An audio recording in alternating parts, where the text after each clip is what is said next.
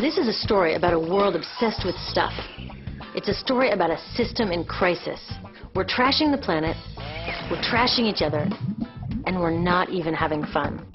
The good thing is that when we start to understand the system, we start to see lots of places to step in and turn these problems into solutions.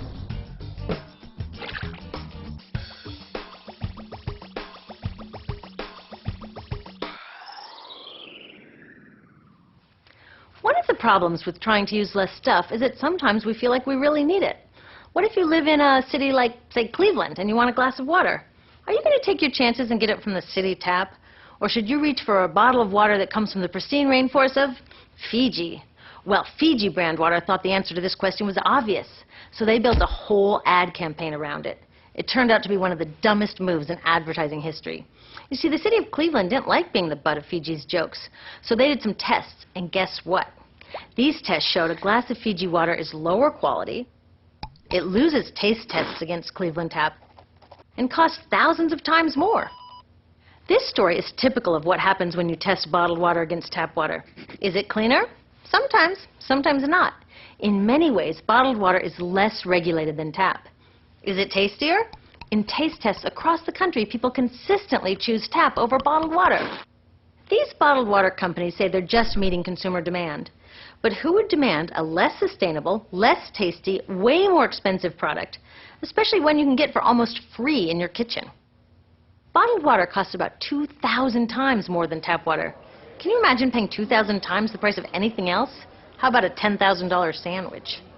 Yet people in the U.S. buy more than 500 million bottles of water every week. That is enough to circle the globe more than 5 times. How did this come to be? Well, it all goes back to how our materials economy works, and one of its key drivers, which is known as manufactured demand. If companies want to keep growing, they have to keep selling more and more stuff. In the 1970s, giant soft drink companies got worried as they saw their growth projections starting to level off. There's only so much soda a person can drink. Plus, it wouldn't be long before people began realizing that soda is not that healthy and turned back to, gasp, drinking tap water. Well, the companies found their next big idea in a silly designer product that most people laughed off as a passing yuppie fad. Water is free, people said back then. What will they sell us next? Air? So how do you get people to buy this fringe product? Simple. You manufacture demand. How do you do that? Well, imagine you're in charge of a bottled water company. Since people aren't lining up to trade their hard-earned money for your unnecessary product, you make them feel scared and insecure if they don't have it. And that's exactly what the bottled water industry did. One of their first marketing tactics was to scare people about tap water with ads like Fiji's Cleveland campaign. When we're done, one top water executive said, tap water will be relegated to showers and washing dishes. Next, you hide the reality of your product behind images of pure fantasy.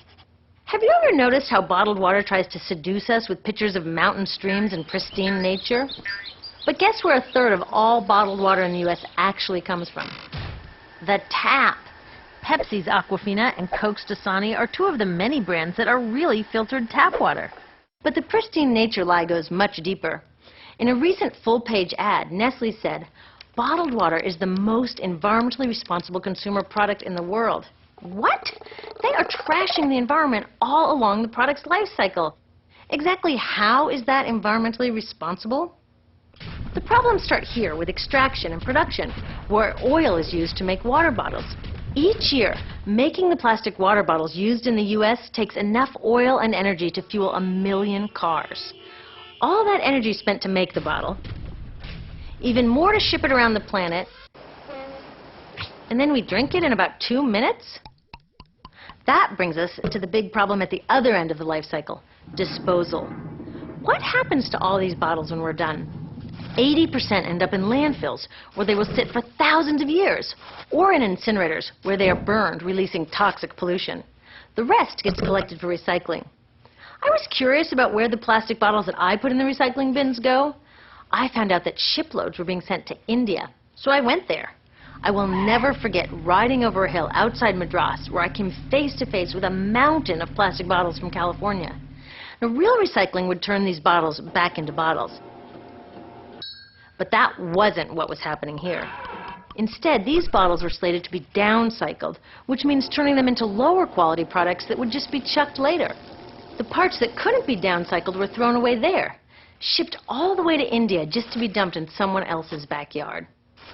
If bottled water companies want to use mountains on their labels, it would be more accurate to show one of these mountains of plastic waste.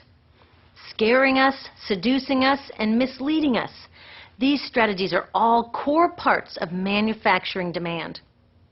Once they've manufactured all this demand, creating a new multi-billion-dollar market, they defend it by beating out the competition. But in this case, the competition is our basic human right to clean, safe drinking water.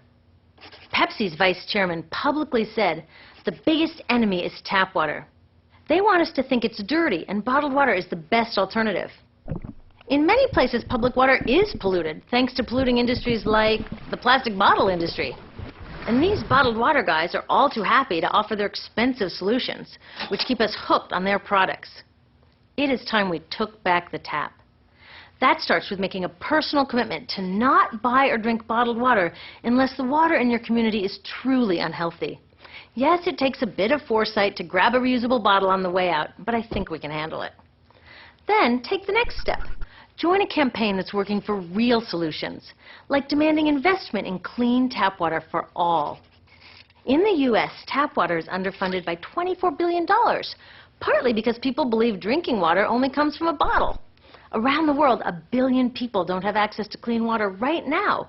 Yet cities all over are spending millions of dollars to deal with all the plastic bottles we throw out.